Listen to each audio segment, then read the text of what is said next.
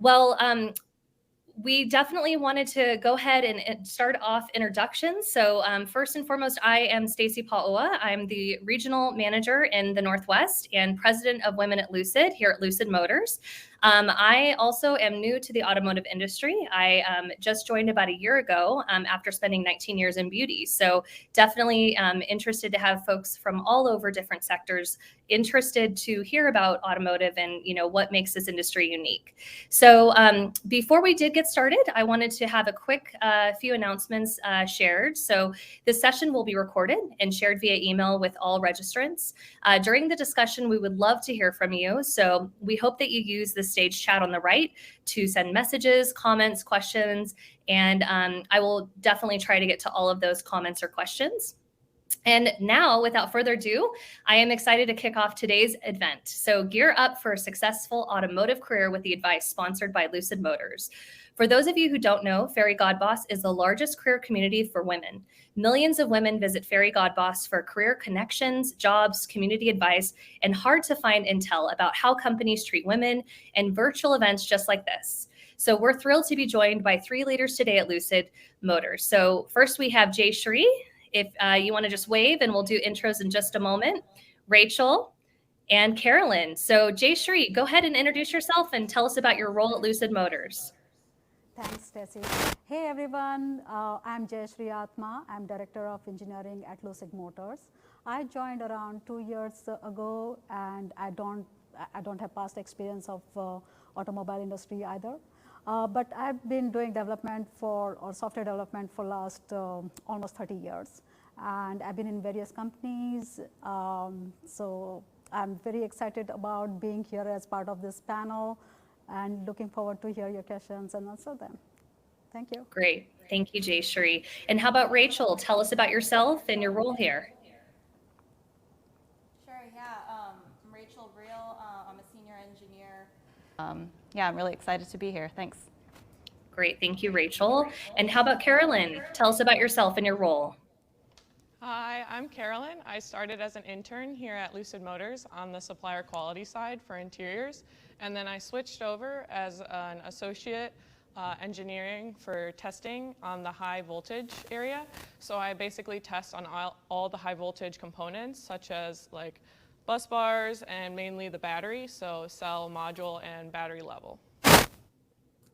Great. Thank you so much, Carolyn. And thank you all for sharing a little bit about your roles, and let's get to know you a little bit deeper. So I'm really excited about our discussion today. And for those of you that are just tuning in, I would like to remind everyone that we'll be answering questions that come directly from all of you. So please submit your questions on the chat on the right hand of your screen, and we'll do our best to respond to as many as we can. So we are going to dive deep into our questions. So the first question, we're going to kick off with Jay Shree and then Rachel. What do you find the most rewarding and challenging aspects to be about being in the automotive industry? And if there are challenges, how do you overcome those? Jay Shree, over to you. Yeah, so for me, I think most rewarding part of this working at Lucid is the product itself. Like as you can see in the background, like we have this car. It's an amazing product. It has won so many awards, and I'm so excited to be part of that innovation journey and working with the very exciting and very talented people at Lucid. So, but one of the challenges, like I would say, to answer the other part of this question is, I was not part of automotive industry before, so definitely challenge was in terms of learning about automotive, like all this vocabulary, like I mean, those are so different from any other industry. So definitely learning about that, learning about the product, learning about what's needed to ship a good product on time. So definitely there were kind of challenges, and to overcome those challenges, it helped to work with people, get to know them, ask them questions. And one of the advice I would have for that is like, don't be shy, just ask questions. It's like, and people try their best, and we are surrounded by amazing people who really take time to explain everything. So definitely it helped in my journey so far in building a good product. Great. Thank you so much, Jay Shree. And how about over to you, Rachel? What challenges do you face and how do you overcome those? Yeah, this is a great question. I like Jayshree's answer, and I agree with that. For me, joining the automotive industry, it was a little bit of a shell shock that to get out of universities which really focus on diversity and to get into the real world. And so for me, it was really challenging to deal with stereotype threat and just dealing with other people's unconscious bias, which I hadn't been exposed to until generically joining the industry. And it was just so frustrating for me to have to acknowledge that my colleagues who fall into the majority group may not have to think about when they go to work about their identity, that like every day that I go to work, I think that about how I'm a woman of color and how that impacts my place in this company. And in terms of how I address those challenges, the stereotype threat one, that one is so tricky. And honestly, just having experience, having the time to prove myself, and so that I know that if I make a mistake, that's just a one-time thing that everybody does, and that it doesn't diminish my worth. My worth. And then for unconscious bias, this is not a strategy that works for everybody, but it's what works for me. When I see it, I speak up, and I try to be nice about it, but I try to just address it on the spot. And I've been very fortunate that most people that I work with have been really open-minded about hearing my feedback, and I think that makes it easier for people who do fall into the majority to maybe start to open up that discussion and feel comfortable like that they can ask me things rather than not know what's correct. And then to land on a good note, one of the most rewarding bits is, well, I love cars. I always have. Joining, when I was growing up, my parents warned me that the automotive industry would be, you'd just be working on the tiniest little component of the car. It wouldn't be very rewarding. And I can't speak to the whole automotive industry, but I can speak to the Silicon Valley electric vehicle area. And I've gotten to be such a big part of the vision for the car, especially at Lucid, even though I'm only 5 years into my career. And I get to spend every day with our engineering fleet cars, and for me, that's just so fun. Well, thank you so much, Jayshree and Rachel, for sharing. And, I can even just to share with the group, think of a recent example where Rachel spoke up and, said something didn't feel right in, the way that something was done, and the company listened and they changed their approach because of her feedback. So, we do have an environment where you can speak up and that feedback is taken in. So thank you both for sharing. The next question is going to be for Carolyn and Rachel. So it goes into traits and skills. So what traits or skills do you have that help you succeed in the automotive industry? And what advice would you have for those looking to gain skills in the auto industry? So it's kind of, what do you have? And, what do you think people need to gain in terms of a skill set to be successful in automotive? Yeah, thank you, Stacy. Use online resources. There's plenty of free ones, and like Fairy Girl Boss and LinkedIn come to mind. Make those connections, reach out online. The reason why I'm at Lucid is I was in Michigan and I went to school at Ohio, and I had to move to California because I was being pulled here, and I had no connections here. So I was applying, and Lucid took me in from a LinkedIn post. So make sure you make those connections, reach out to people. People are willing to help you if you send them a really nice LinkedIn message or a really nice Fairy Girl Boss message. All three of us would be willing to connect with you online through this webinar.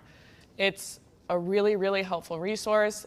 There's plenty of online resources that will help you get skills. You can learn an Arduino class, a controls class, anything that you want to learn it through online. There's plenty of free resources, and they'll really help you out. Great. Thank you so much for sharing, and agree, there's so many resources available online. Rachel, over to you. So same question. Yeah, so in terms of and I'll speak a little bit more specifically to the hardware side, since that's where my experience is. So my background is I took a vehicle dynamics course at my university, which if you want to do what I'm doing, I highly recommend it, picking up a vehicle dynamics textbook or taking a course if that's available to you. And I actually didn't do that well. I got a B. And but I was also a part of my school's solar car team, which I very, very, very strongly recommend that, you know, if you've got a solar car team or a Formula SAE team or any kind of university project, university car project team that you can join, get really involved, get super duper involved. I spent the 4 years between my bachelor's and master's doing that, and my resume wasn't shining with qualifications for vehicle dynamics, but there was a little bit there, and that was what landed me my first interview in vehicle dynamics for an internship. And I ended up getting it, even though I really didn't know anything. But I had a lot of enthusiasm, and I guess my interviewer saw that, and so I'll have to forever be grateful to him for that. And that kind of launched my career to where it is today. And as for solar car, I ended up being the aerodynamics and suspension leads. I don't think you have to go with quite that overboard, but I really recommend, if you can, you know, pursue a leadership position or take the lead on a big part of the project. And in addition to that, on the side, I was so hungry to prove myself. And in retrospect, I feel like I didn't need to be quite so desperate. But I sold against my parents' wishes, I sold my very practical automatic hatchback, and I purchased a manual first generation Miata, saying that I needed to learn how to drive manual, which, though we work in an electric car industry, that doesn't matter anymore, we do still have benchmarks sometimes that are manual. But in any case, I wanted to learn everything there was to learn about driving cars, working on cars, and the Miata was a really great entry point to that. There are a lot of online resources, and now I use the driving skills that I developed just on my own in my personal time in that Miata, almost every test trip that I go on. So yeah, if you have the opportunity to work on a car, get your hands on a car, I really recommend that. That's great. I just want no, to go back ahead. off of this point that Rachel's making is join SAE clubs. Also working in a hardware position, I was never in a SAE club. I was never in any of these Formula E type of situations, and I came into this job and I felt very behind from my male co-workers. They had all of this hardware experience, and I kind of fell a little behind. So definitely join them if you're interested, or kind of peek into these side projects of getting a 3D computer or looking into these clubs. I really want to stress Rachel's point. Yeah, so Carolyn, on that point, tell the non-technical group what an SEE club is. Yeah, it's basically Society of Automotive Engineers. Sorry. Okay, great, perfect, yeah. Okay, moving right along. We are right on time, crew. So I did want to thank everyone for the questions that are coming through. We're going to answer them after a few more questions, so continue to keep them coming. So the next question is for Jayshree and Carolyn. So what tips do you have for women who are considering a career change and want to break into a totally new role or industry? How can they best make their application and transferable skills stand out? Yeah, I think that's a great question, Stacy. So many of us, like I would say, I mean, it will be really boring career trajectory if you're stuck to one area and never moved out of it. So I would encourage, like, don't be afraid of it. Just go for it. Like if you're even curious about it, jump in, figure it out. Kind of like, I mean, don't hold you back because you are kind of, oh, I don't know this area. Like nobody knows, we all are learning. So, so my advice would be like, just definitely jump in And once you jump in, you'll figure it out and you'll be fine. And your other question about like how do they make that transfer? So I would say like when you want to switch your career from one area to other area, see what are the common aspects that you can bring over to the new area, right? So identify what are your skill sets, what your strengths are, and make sure that your resume lists that and kind of highlights that, even though you are not perfect match for the job description, but highlight what you're good at and what interview person or like what team can benefit from your experience. So when you go for interviews, make sure that people understand you are curious, you are willing to work hard, and you are willing to learn. So show all those skill set to make your interviewer feel comfortable that, hey, they don't know the area, but they are willing to learn, and they're going to do very well here. So in terms of updating the resume, I would say you should own your resume, like kind of like know everything inside out on what you're writing there, exhibit the confidence that, hey, when I take on something, I deliver to it. And I think those are the skill set everybody's looking at. And if you don't have domain expertise, that's fine. You can always learn. We all are learning here. That's great, Jayshree. Thank you so much. So over to you, Carolyn. You kind of alluded to this already, but if you want to share a little more. Yeah, so fresh out of graduation, I joined Lucid Motors as an intern for supplier quality on the interiors team. So I was basically traveling a lot, looking at suppliers, checking manufacturing lines, and I loved my team. I worked with a great team. I loved Lucid. Absolutely adored this company, loved the area, but I wasn't passionate about the work. I wasn't excited about it. I didn't feel the right fit, but I felt too young. I felt too naive. I felt like I couldn't make a change. I felt like I wasn't experienced enough to make a change. So I kind of just held my breath and kind of waited it out. And then it got to a point where I was like, why am I sticking it out?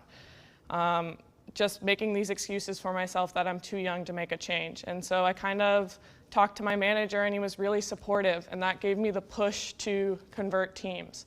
And so I switched to my role now where I'm testing and I'm more hands-on and I'm closer to the battery, which is like the coolest part of an EV company. And I love my team and I love Lucid and I love my work, and it all kind of clicked. And so my biggest thing is that I wasn't too young. I knew what I was doing. I should have listened to myself, and I shouldn't have waited it out. I didn't have to waste those months not working on something I wasn't passionate about. So my biggest thing is listen to your gut. You know you're right. It's cliche, but it's true.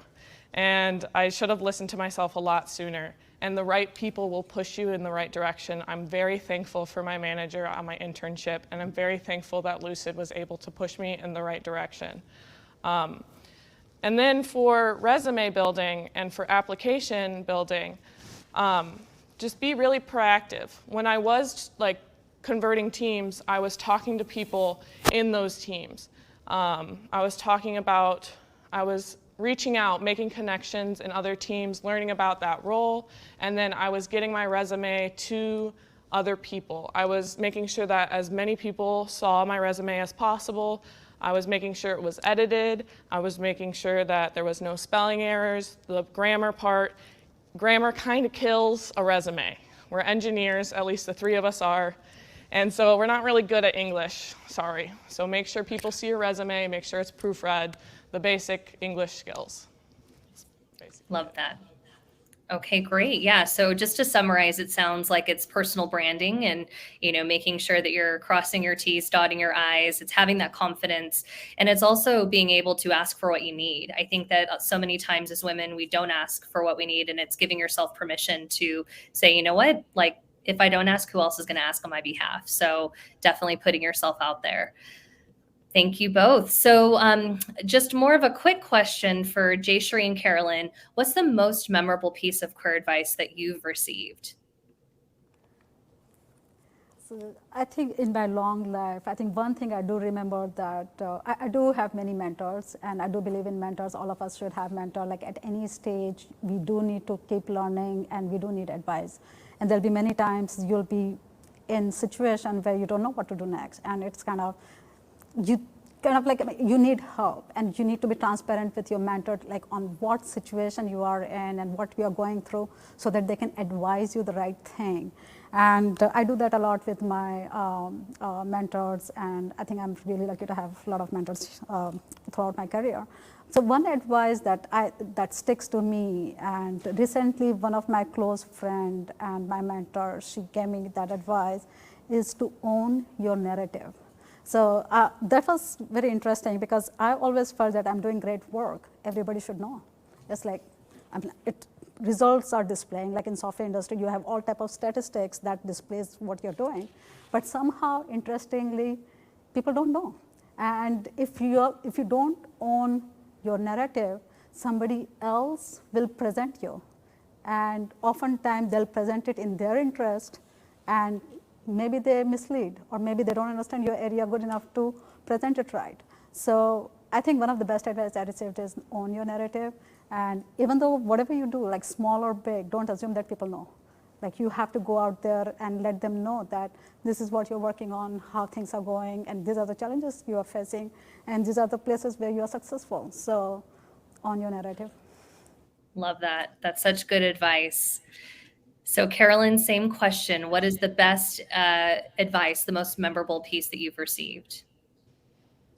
Just be loud and take up space. I am usually the loudest in the room, and I'm usually in meetings with all men. And if I don't speak up, I'm going to be drowned out by them. And I do not want my advice and my opinion and my information is just as valuable as theirs. And so I can't be afraid to speak up and be loud. And so that is my advice to all women, everybody, anybody out there. Love that. So I think in both instances, it's about speaking up. And I love the owning your narrative piece, Jayshree, and, taking up space, because so many times we don't take up the space we need. So I'm going to go ahead and shift gears, no pun intended, over to some of our starred questions. So the first question that I can answer is, what do you look for in someone who would like to transition to a non-technical automotive role? So I would say it's very similar to what other tech industry companies are going to be looking for. It's, going to be what competencies do you bring? Do you have a growth mindset? Do you deal well with ambiguity and change? Have you, taken on it depends on what area you're going to be joining from, but we definitely will kind of look for people to maybe even consider that this is a whole new sector and it may take a moment to learn. So kind of what's the role or position you're interested in, and we can definitely be advice. And as I mentioned earlier, we're happy to connect on LinkedIn and answer any questions for those that are looking to transition into the company. And our careers page does have a lot of roles that are both technical and non-technical. The next question, which I can pass over to the group who wants to answer, is, have the ladies been experiencing systemic bias at Lucid? How is Lucid any different from other corporations, specifically towards its treatment of women? So pay equity, promotions, culture, etc. Does anyone want to take that? Yeah, go ahead. No, since I've worked in many companies and with my past experience, I would say that Lucid is no different than any other company. You'll see some of this in variant quantity in any industry, any company. So, so my advice is, like, as some of the things that we talked about here, is be loud, speak up. It's like, there are biases, there are all type of things that may go against you. But if you have control over what you're doing, make sure, keep communicating it, make sure people hear you. And even though you're wrong, that's okay, because if they hear you, they can correct you and you can fix it. So be always very vocal about what you're doing, and make sure that people around you are aware of what's happening. And that way you can really limit a lot of biases around you. And I was an intern for a lot of different companies, and you're able to join the women's group in every single job you join. So join the women's group every single company you're at. That really helps you get the resources that you need in case an incident does happen. So. Yeah, I do want to add to that. Yeah, definitely, that's a great point, because most of the companies I've worked at, we did have women group at whatever level, and it's great. Like, it's great to share your experience or negative experience with the other women and see what their experiences are, because like when you have that honest conversation, you can learn from each other's experience. So definitely have your network of women where you can share your experience and learn from that. That's great. Thank you so much, ladies. I'm going to go to one last question, then we will definitely take time for more questions.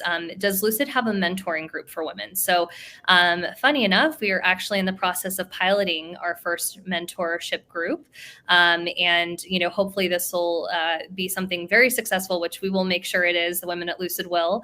And that'll be something that we incorporate through the rest of the organization, and really think about how we can have mentoring for all different groups. I think that mentoring is so vital, as the team mentioned.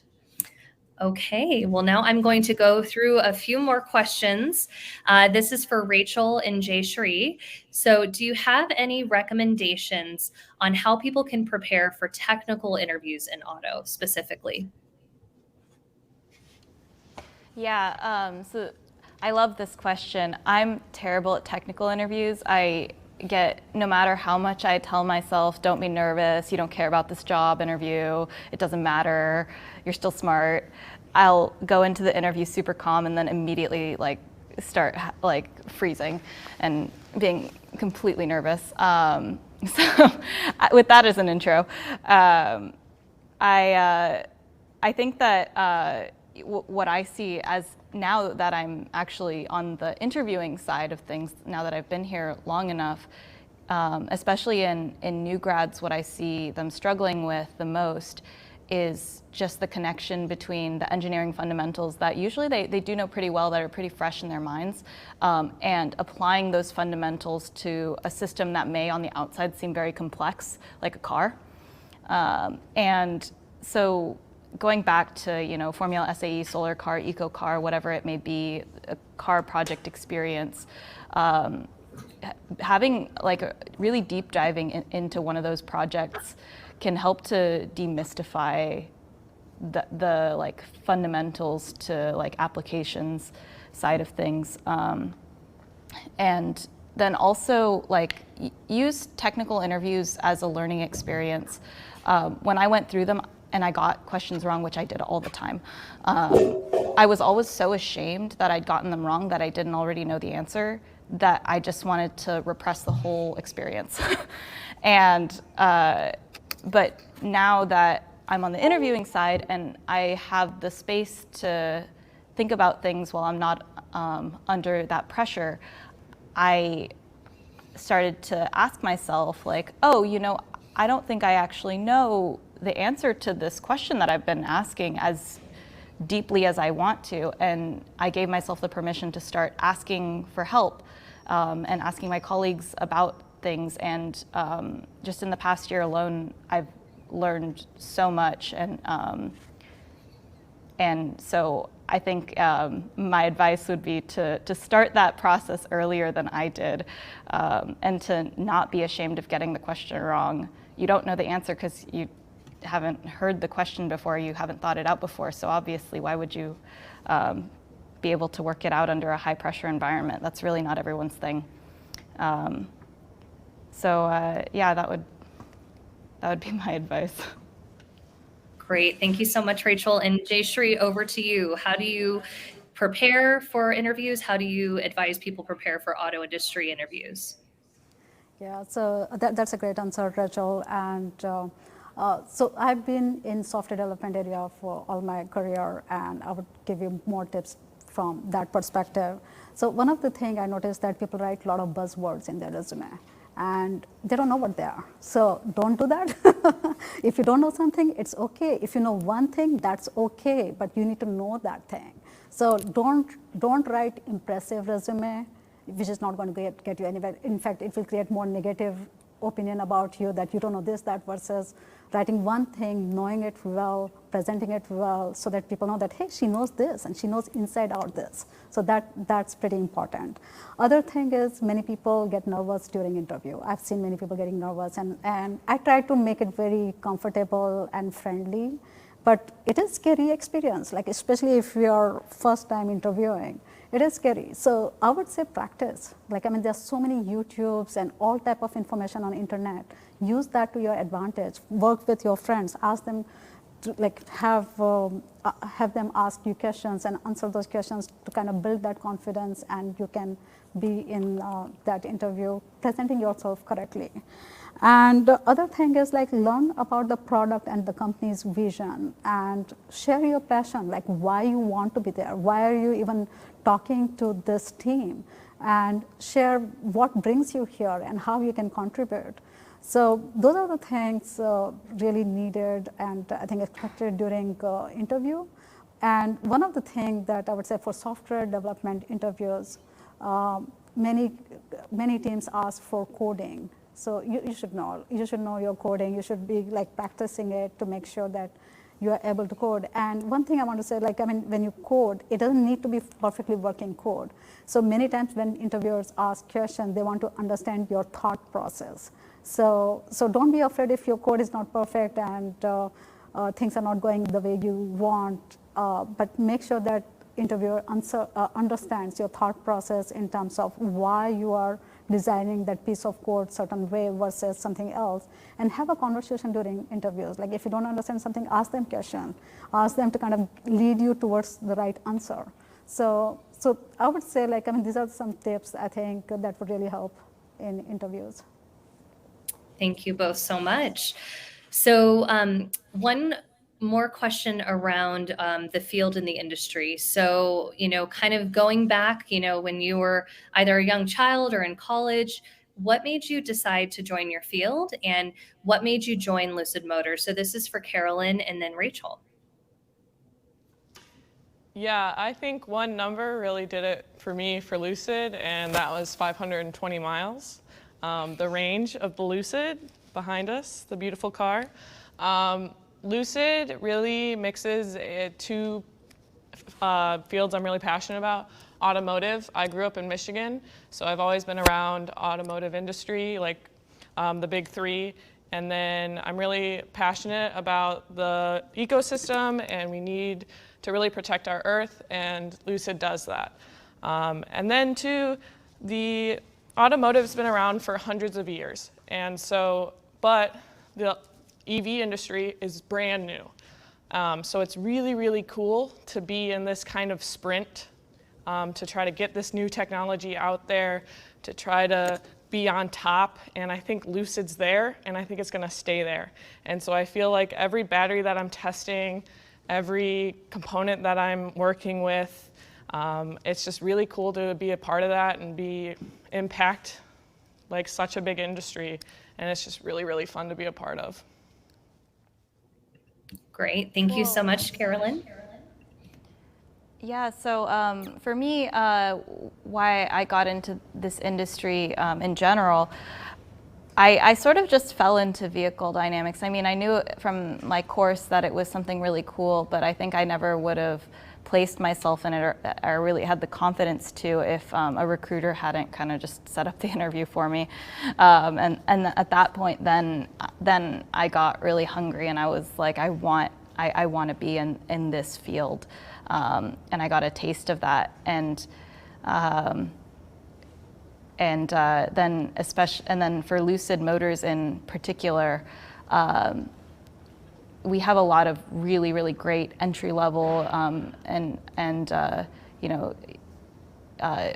early career positions where you'd get responsibilities that you wouldn't get at a bigger company or even a slightly bigger company. And so I've gotten to be a pretty big part of the vehicle dynamics attribute of the car, which, I mean, everybody thinks that their thing that they work on is the best part of the car. And I'm not alone in that.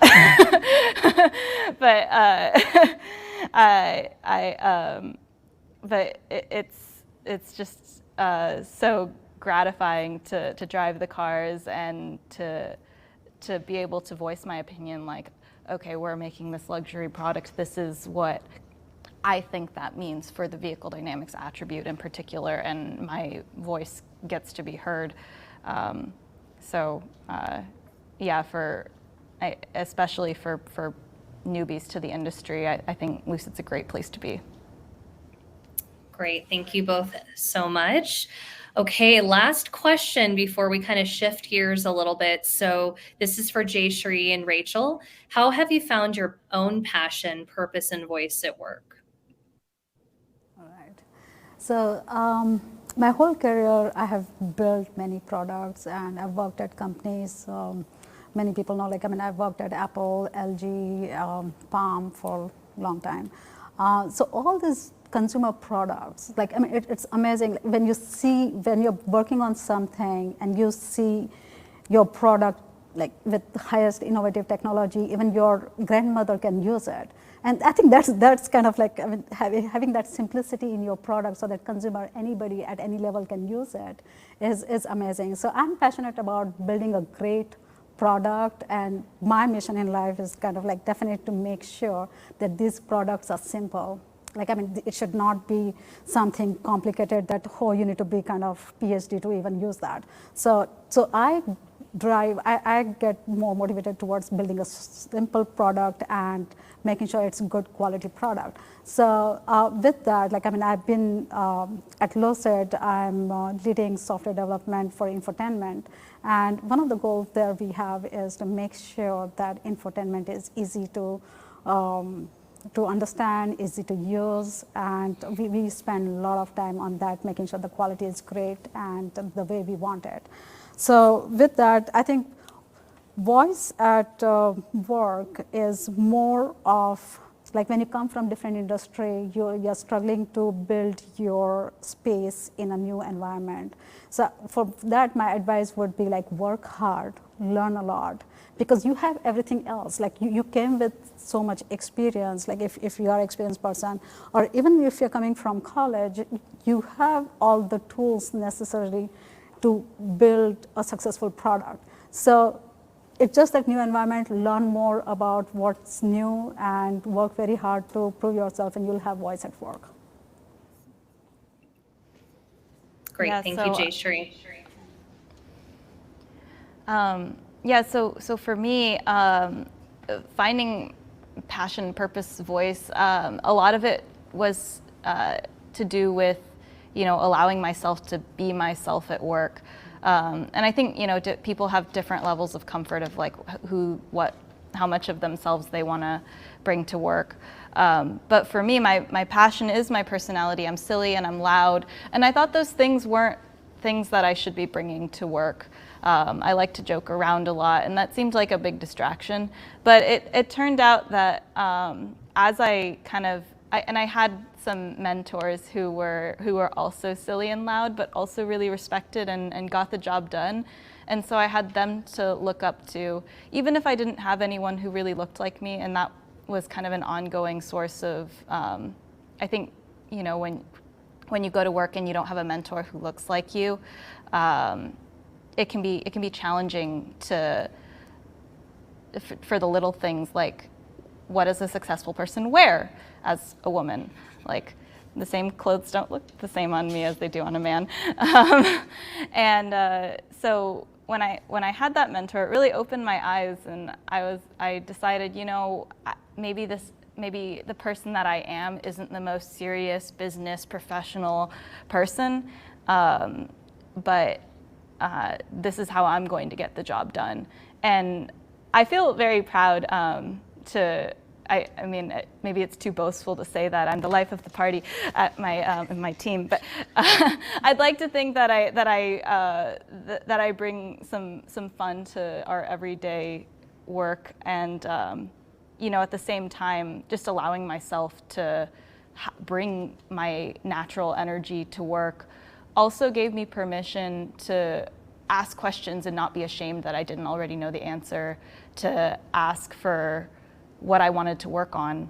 I started in simulation and in vehicle dynamics, and really wanted to do testing. That's where I saw my passion, and I was able to ask for that and keep asking for that until now it's a reality, and it's what I do every day. I'm very proud to say I've made myself an important part of my team. Thank you, Rachel. And I definitely think you're the life of the party.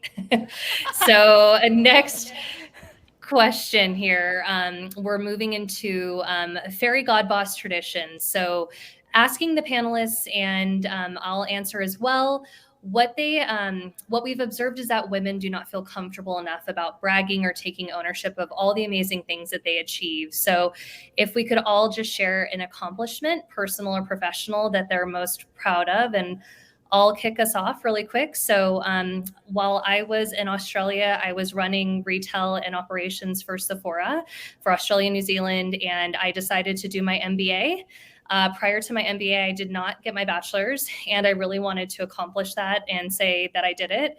And I decided to do it while I had 4 children, a full-time job and a half, really also trying to start my own business behind the scenes. And it was very hectic, but I was able to accomplish it because I believed in myself. I had the support of my spouse. I had the support of my mentors and, most importantly, myself. So definitely wanted to turn it over to the panel. And, what are you most proud of? What have you accomplished that, is a fairy god boss goal that everyone should aspire to? So, for me, I've worked in many consumer device companies, and I'm very, very proud of every product I've worked on. So, so one of the things that I would talk about is at LG with WebOS TV, I was given task to ship WebOS for 130 plus countries simultaneously. And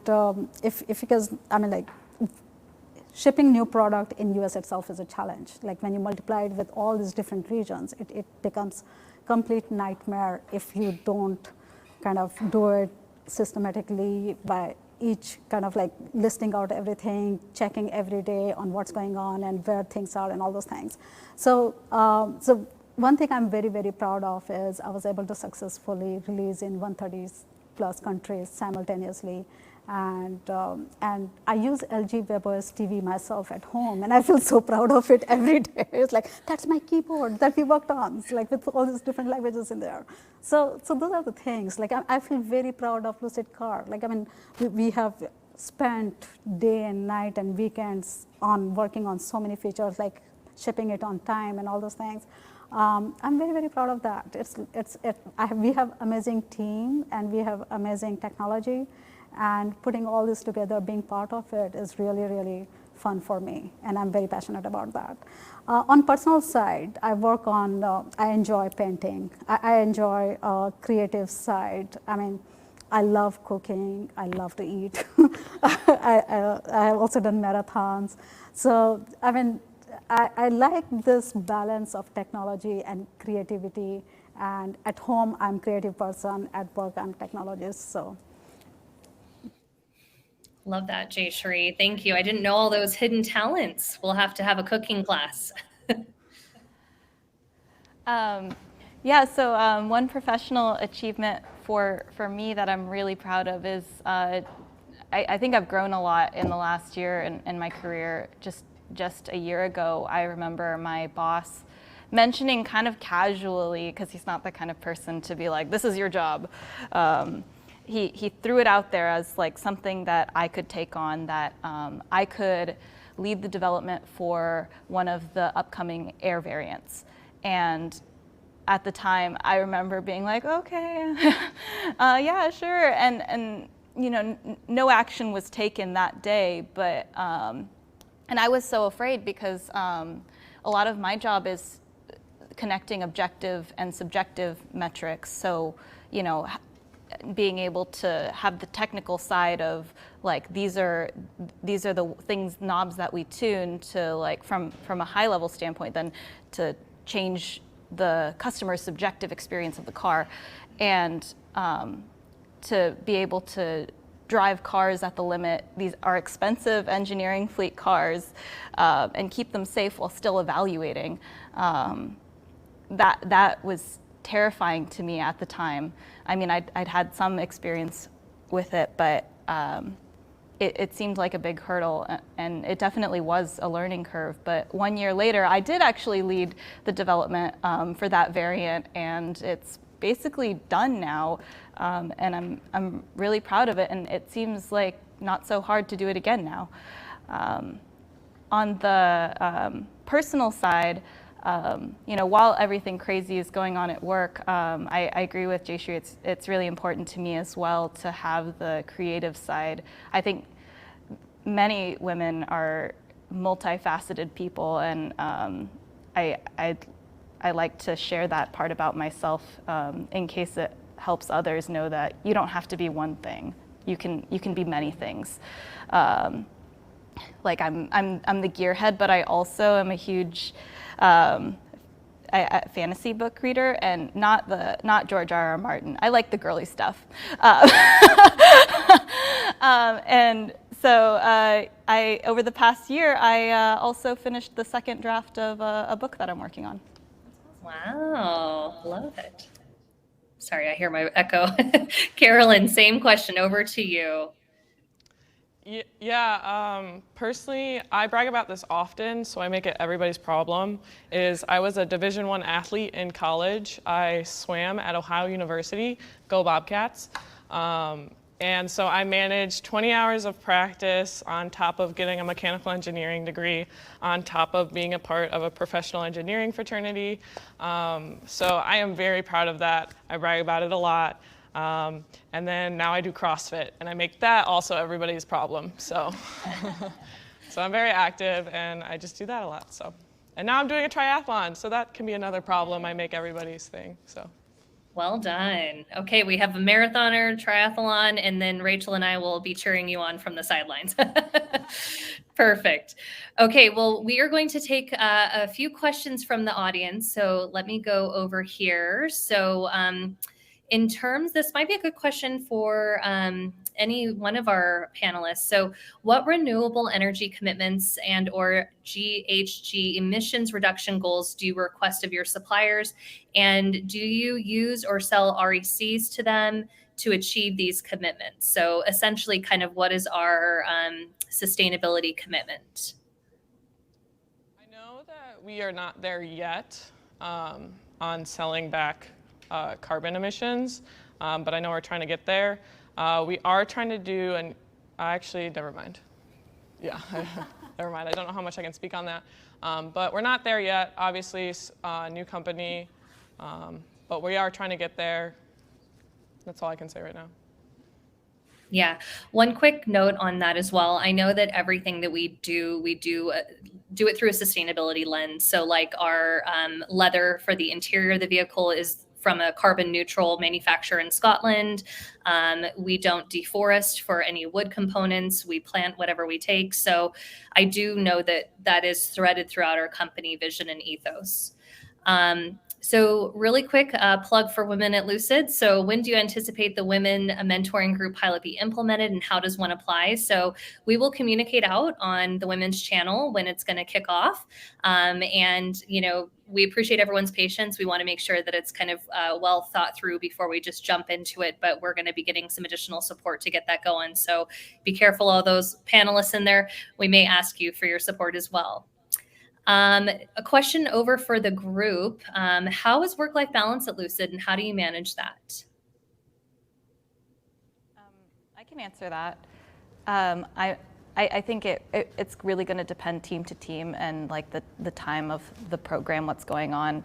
I'm really fortunate that, and one of my big concerns when I joined Lucid and I talked to the director at length about this was, I knew that there were going to be long hours, and I'm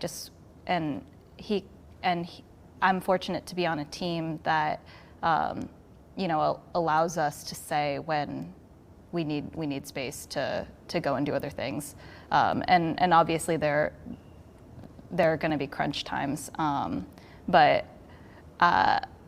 I really try and carve away time. I say, okay, this is what I'm going to get done today. Today needs to be, either I'll go in being like, okay, today's going to be a longer day, or I'll say today needs to be a shorter day, and I'll go and if I want to avoid traffic, I'll leave work early, go to the library, I'll write. I have a lot of hobbies, so I'll try and like do one of those. So yeah, I mean, with writing a book, I really have to carve hours out.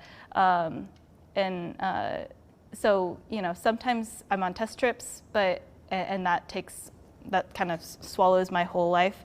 But then other times they're a little, so it kind of ebbs and flows. But I've found a pretty stable pattern. That's great. Thank you so much, Rachel. Another question just around remote work, and it's a huge perk for employees post-COVID. Are we offering that to any of our teams? I'll take this one. I think it depends. Kind of to Rachel's point, there are roles that allow for more autonomy, but then there are roles that are highly collaborative that require you being in the testing facility or, working on a physical component of the vehicle where that can't be done remote. So I would say it depends. I personally am in the field, so I'm traveling to studios. I do have a home office, but I'm also in HQ. So I would say that that's not the definition of work-life balance, but it is what you make it. To Rachel's point, you need to ask for what you need and set boundaries and take the time that you do need. And, there are going to be times like we just got off the end of quarter where for the sales and delivery and service teams, that's where we're putting in our hard yards. And, now I can enjoy a little vacay with my family in Tahoe. So I think it is all about what you make it like it is in any corporation or business. Next question. So is there a data science machine learning group at Lucid? Do we know of any? There is one, definitely. Like we do use data science and machine learning in many areas. And if somebody's looking for a job, I'm sure there are jobs posted on the website. They can look into that. Great. Thank you so much. Let's see. So what is the biggest challenge of working for a growing company, competing not only with the big three manufacturers, but also companies like Tesla? You just have to be flexible. A lot of projects will change from week to week. I know that my test schedule changes from day to day.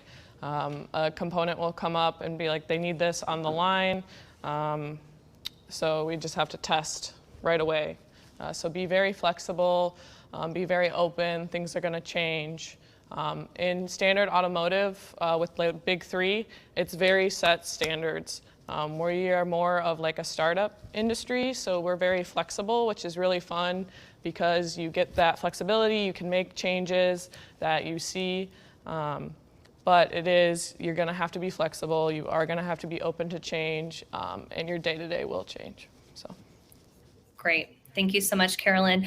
One comment that came through on the external women at Lucid. We don't have anything externally facing for women at Lucid, unfortunately, but we will try to show success with this program. So hopefully we have a mentoring program for the entire organization. That's the goal. But what better place to start with our women, versus any other group. So we are going to keep us going.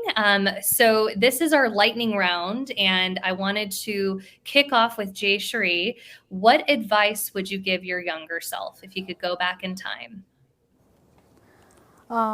Advice I would give to younger myself is to be more vocal, like as it was stated before also, like you need to be loud and heard. Like I think like 10 years ago or even like until recent past, I don't really speak up much. I don't really like scream that, okay, I need this or I deserve this. I wait for people to find me out. And I think my younger self, definitely I would give advice to be loud and to kind of present yourself and be out there so that people know you and you can work towards your goals in your career. Love that. How about you, Rachel? What advice would you give your younger self? Yeah, for me, speaking of marathons, it's a marathon, not a race. Yeah, absolutely. Carolyn, same question for you. You're going to be okay, kid. Finger guns. Love that. Love that. Okay, well, we wanted to go ahead and close out. I wanted to thank everyone for being here today, especially Jay, Sheree, Rachel, Carolyn, for joining us and sharing such fantastic advice. To kind of recap, I did want to share some kind of key highlights, and feel free, Jay, Sheree, Rachel, or Carolyn, to chime in. But I love the advice of owning your own narrative. Otherwise, someone else will do it for you. I thought that was really great advice that I'm going to take on board as well. I loved Carolyn as well. Be loud and, kind of find your voice in a way. And, Rachel, you spoke a lot about putting yourself out there and asking for what you need. And if you needed something, it's, don't have any shame in asking for it. So anything else that you thought was a key highlight for the group today? I think all of it is around a similar point, that just be yourself and don't be afraid. Go out there, get things, and reach out to people. Like, they'll always help you. So, Watch Netflix Drive to Survive. A lot of automotive boys watch that, and I didn't. Everybody loves Formula E. I don't know why. You don't have to be into it. I'm not. I love cars. I'm super gearhead. I'm not into Formula. Okay, we'll still take your recommendation on board, Carolyn. So thank you again, and all of those who came to join our discussion. As a reminder, we'll be sending out a recording of today's event, along with resources to learn more about opportunities at Lucid Motors. In the meantime, be sure to check out our profile, our jobs on Fairy God Boss.